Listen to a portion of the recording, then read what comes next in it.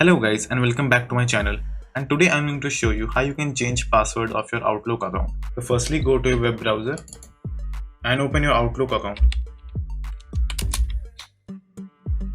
Then just click on your profile at the top right corner and go to my account settings.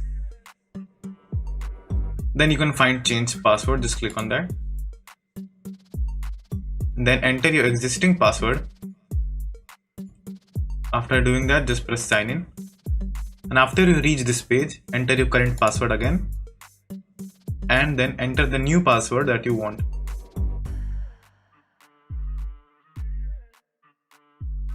Then after making the new passwords, just press save.